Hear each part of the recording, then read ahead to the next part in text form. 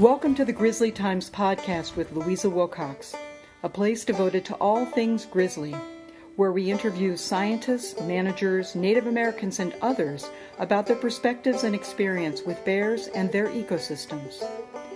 This comes at a critical time in a complex debate about grizzly bears, with the recent restoration of endangered species safeguards for the Yellowstone bear, but a new proposal to strip protections for Glacier's grizzlies, and when warming temperatures and development are transforming the bear's world. We hope that you find the information and views offered here useful as you shape your own conclusions. This is Louisa Wilcox with Grizzly Times, and I'm delighted to be here in Seeley Lake, Montana with Manon Dene. Is that right? Yes. Manon is a wildlife policy specialist with Humane Society International and works in Europe. She's based in Paris. Maybe you could share a little bit, Manon, about your work and what brings you here to Montana. Yeah, so my name is Manon Dene. I'm working for HSI Europe, actually, in the Brussels office. I am based in Paris because I'm a consultant, but big part of my work is to work with the European institutions, so the European Parliament, the European Commission, the Committee of the Regions in Europe. So we are here to organize a workshop on bear conflict mitigation strategies because we actually have a lot of problems with large carnivores in Europe. So basically with wolves, gray wolves, brown bears, lynx, a little bit with wolverines, but mainly the problems are focused on brown bears and gray wolves. So what is happening is in Europe, large carnivores have been eradicated in a lot of member states, mainly because they've been overhunted, bad perception of wolves and bears. They're seen as there's all the myth around the dangerous animals, the bad wolves, bears.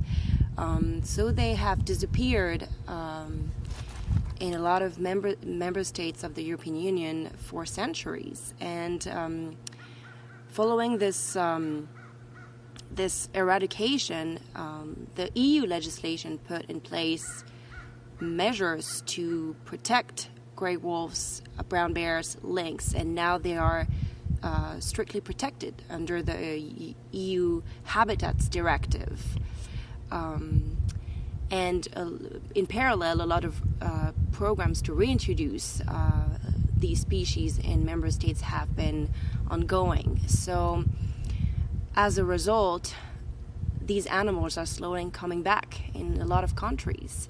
There are pools of large carnivores that remain. For example, Romania is one of these pools where animals have not been eradicated and the populations are growing. But we have countries like, for example, Hungary, Italy, Spain, France. These animals are slowly coming back. So on one side, citizens are really happy because we get to have bears and wolves in our countries, but conflicts are, coming back, and they're the same as what they were a century ago. So wolves attacking the sheep herds, creating a lot of damages, attacking people, and then garden dogs, being very defensive, so attacking people. So there's a growing voice at the EU level that says we don't want these large carnivores to make our citizens' life critical and to damage our economy, make farmers' life problem, attack our people. So the EU Habitats Directive states that brown bears, gray wolves are strictly protected species, but in order to make it possible for member states to manage their populations, there's a derogation that allows member states to take measures basically allowing some hunting of these populations, as long as these quotas are not detrimental to the species conservation. Right. So we are slowly dealing with growing demands of member states asking to have hunting quotas. And obviously, with Humane Society International, we don't believe that hunting should always be the number one solution to deal with these conflicts. And so one of the reasons why we're here is to learn from the folks in Montana, from the Blackfoot Challenge, measures that they have successfully implemented to resolve these conflicts that they had with their brown bears, their grizzly bears, as they call it here, and their people.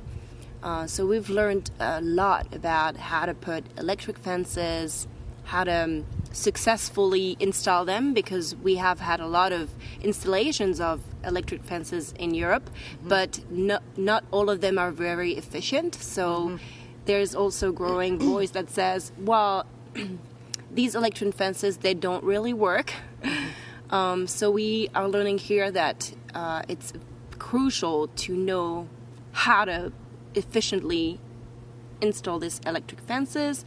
We also learned a lot about bearware garbages, make sure that, we make the bears fear humans. This is critical. A lot about how to communicate positively and effectively to people, how to behave when they interact with a bear, how to behave when they encounter a bear, how to behave to make sure that the bears stay away, are not attracted by food, for example. So it's been really productive to learn all of these strategies and measures to resolve these conflicts, and hopefully we can bring some of these ideas back in Europe and use the expertise and the knowledge from Romanians and biologists, scientists who also have a lot of expertise, and together we can try to work to ensure that we reduce these conflicts and hopefully implement a strong, long-lasting coexistence with large carnivores in Romania and a lot of other EU member states.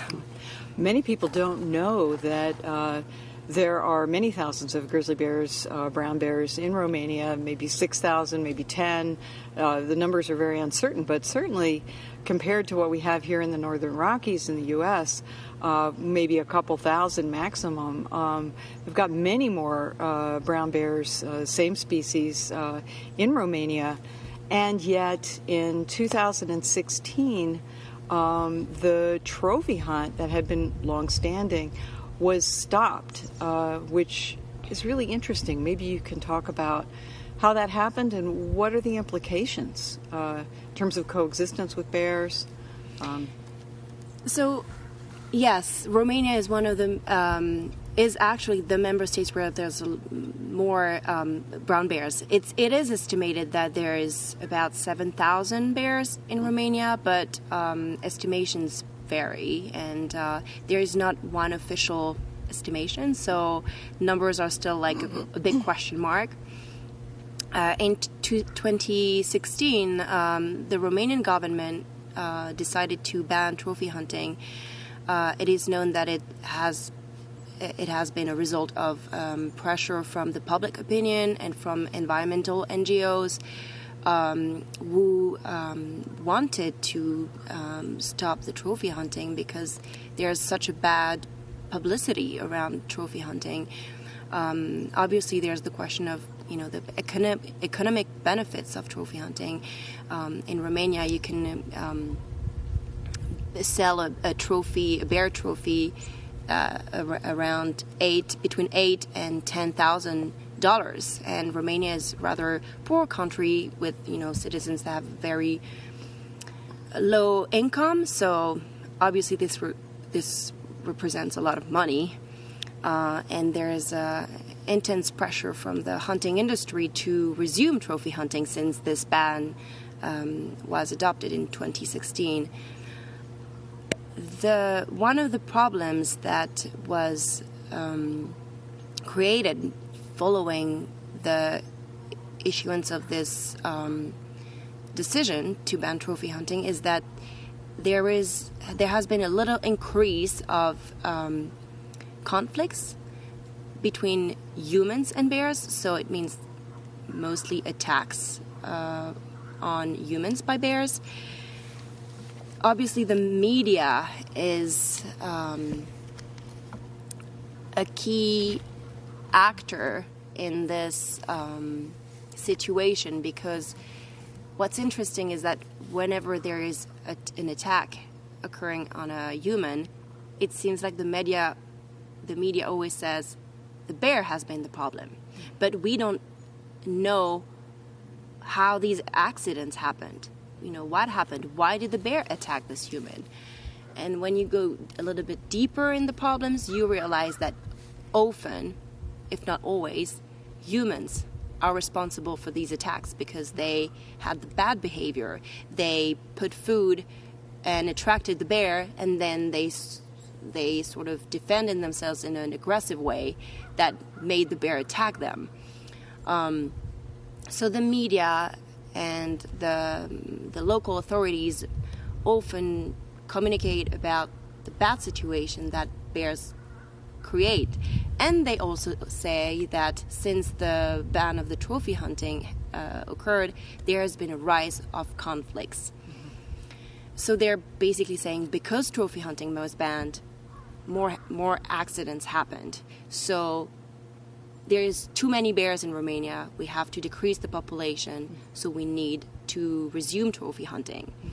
So what we're saying is that it's a way more complex problem than just that is not going to be resolved by just hunting. Obviously, there's a problem of lack of education. Citizens are not used to living with bears or are not used to behaving the correct way to ensure that both humans and bears are protected. They are showing all the bad behaviors that are going to, has a consequence, create problems with bears. There's also a problem of bad perception, also created by the fact that compensations are not really part of the picture. The Romanian government doesn't compensate people when they've been attacked. There's no official report that can keep a record of all the accidents, how the accidents happened.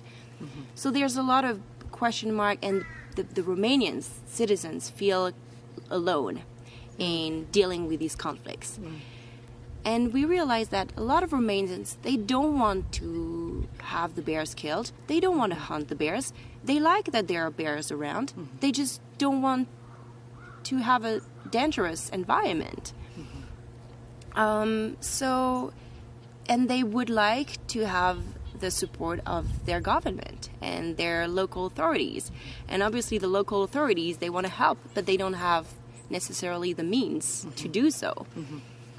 So how do we bring support to these communities who live with the bears? How do we help them getting the right tools, the guidelines, the knowledge, so that they can effectively coexist with bears, feeling secure and safe, and at the same time being proud of living in the bear areas? So Manon, what do you think? I mean, we've had 5 days of discussion and field trips. We've looked at ranching operations and garbage management systems here, and obviously there are parallels in Romania and elsewhere in Europe. What do you think some of the next steps are following this workshop? I mean, there have been 11 Romanians here, and lots of energy and interest and different perspectives of government and NGOs, non-governmental organizations. What do you think may come out of this workshop? This workshop has definitely been an inspiration to a lot of us, and even for me, because I work from Brussels, and I often go to Romania and try to understand the problems and try to figure out where could we start, because it's such an overwhelming problem. So really going to the Blackfoot Challenge and the Swan Valley Conservation and learning from them has been so important to start the process in Romania. The way I see it, and obviously it has to build more conversations and discussions, and the solutions have to come from the Romanians themselves, the NGOs, the local authorities, the county councils, the scientists, the biologists. They're the one who have to be the key person, the active stakeholders to go to. I think we could start by taking the Blackfoot Challenge as a model, and try to recreate sort of this little microcosm in Romania, in maybe a county or region or town where there could be one or two active people. I think this solution will come from some active people. They don't need to be many. Mm-hmm. We just need one or two people. But if these people are like the active people that can like change the situation, go door to door, talk to all the neighbors, talk to the farmers, say, here's what we can do. No, we have to start talking about creating guidelines on what to do, what not to do when you encounter a bear, what to do to keep the bears away.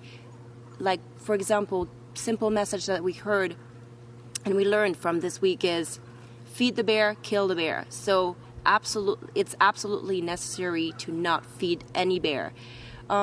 If we have these key people that can build a network around maybe a local organization, and then with the support of some private partners, obviously Humane Society International will be also one of the stakeholders that will bring financial and support and knowledge and expertise to the table. But with our help, we can create sort of this little Blackfoot Challenge, and it also involves implementing electric fencing,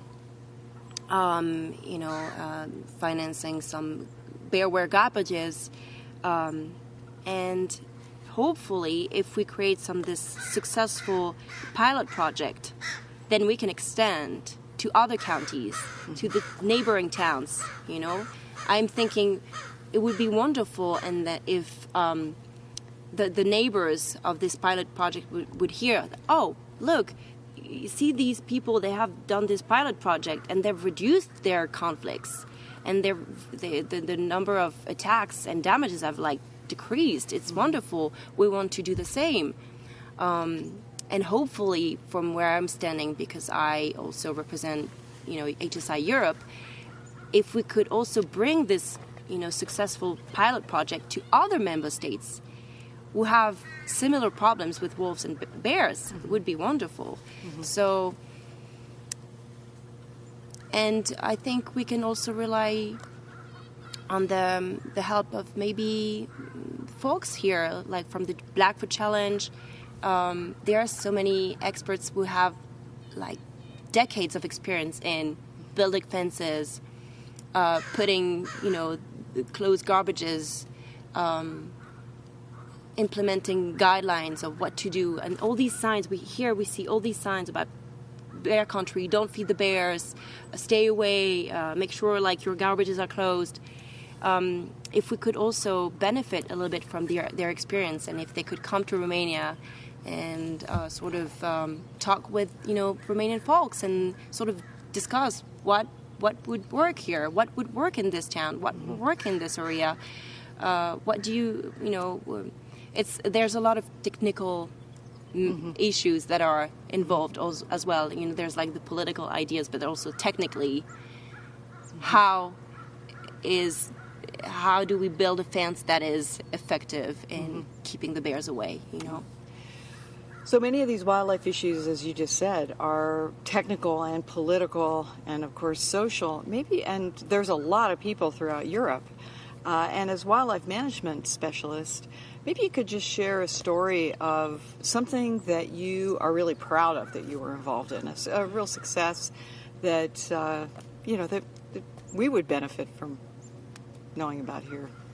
I have this idea from CITES. So with HSI, so CITES stands for? Yes. Okay. So CITES is the convention that regulates international trade of endangered species. Humane Society International works a lot on CITES, and we build connections over the years to try to implement to increase the level of protection for endangered species. Giraffes, African lions, African elephants, brown bears. Brown bears are listed on Appendix 1 on CITES. And we feel a lot of joy when we succeed in having these endangered species listed on Appendix 1 that bans international trade of these species, or at least strictly regulates their trade. And it brings me a lot of joy to work with these delegates that are, the emblems of their country and that are so willing to champion these proposals to ensure better protection for these species and be a champion representing their country, making sure that we build we recreate this biodiversity that is slowly decreasing. So I think what I love in my job is that it relies a lot on people, human connections that we build, and this is what we're doing also in this workshop. There's of course the strategy aspect, what to do, what not to do. There's the political aspect. Well, we have to deal with, sometimes political oppositions from the hunting industry, sometimes obstacles coming from the county level, the region level, the national level, the EU level. But a major part of our work is also to simply build connections, making friends, understanding people, listening to what they have to say, to their griefs, to their challenges, to their daily life obstacles that they have to deal with, and just try to see how we can help them. And sometimes this all does the job, really. It doesn't really have to involve necessarily technicality. It's just trying to understand and say, okay, I get your problem. How can we go from where you stand to there together? Because our common interest is to protect this species, to have this CITES proposal adopted, to reduce the conflicts between humans, Romanians, U.S. citizens, and brown bears. But the CITES issues are really vital. I mean, looking at ivory trade from Africa, rhino horn trade, it's whales, whale meat. Yes. But it's so interesting. It's like I feel really privileged to work, on wildlife conservation and do this. But it's crazy at the same time. It's like you have to be optimistic, but at the same time, you see all this happening, and we know that 100 species that disappear per day now. So you're like, wow. And sometimes, even with elephants and rhinos, we know, we're working. I work a lot on shark conservation. And knowing that we're battling to save the 10% remaining of sharks. Yes. It's crazy. Yes. It's a tragedy. 90% of our sharks have disappeared from the ocean. Yeah. And saving the 10%, oh my God, it's so hard. Like, Japan and China and all these fisheries, they don't want to let it go. They want to still do shark finning. Yeah. And yeah, it's tough. It's tough, and you see, I mean, there's definitely passionate people who want to defend them, but we are up against such big industries, right. you know, yes. like multi-billion industries, yes. like trophy hunters. But even the trophy hunters, they're so little compared to the agriculture. Yeah. Their agronomic industry, the fisheries industry. The hunting industry is also a big lobby, you know, so we're up against all of these. So, yeah, the view I have sometimes is just, well, if by the work we're doing, we manage to save even a few individual of the species, if we get to save 100 sharks, if we get to save a few rhinos, okay, that's still worth it. Yeah. You know, this is how we Absolutely. have to. And this is what, you know, with this workshop, if we get, because of this workshop, if we manage to save a few hundreds bears, yeah, that's worth it. You're going to do better than that. Hopefully, yes. Now, that's one thing that I really appreciated in the last several days of this conversation is the pride that people have in Europe that they still are these thousands of brown bears in, you know, fairly remote country, but also that's been lived in for thousands and thousands of years. So it seems that the pride of place really is driving, you know, the conversation to solutions. It's true, and it's interesting because we tend to focus on bears are creating conflicts, and we tend to focus on the negative side of, like, you know, what bears bring to the table, but we often forget about all the great things that they could bring to us. And, you know, we could also look at what they bring to the table in terms of positive. Like, they are, of course, they are essential to the maintenance of the ecosystem, and they're, like, crucial to biodiversity. They are extremely intelligent, smart animals. I think, you know, every time we look at a video, I think, oh my gosh, these bears, they're so smart. I love them.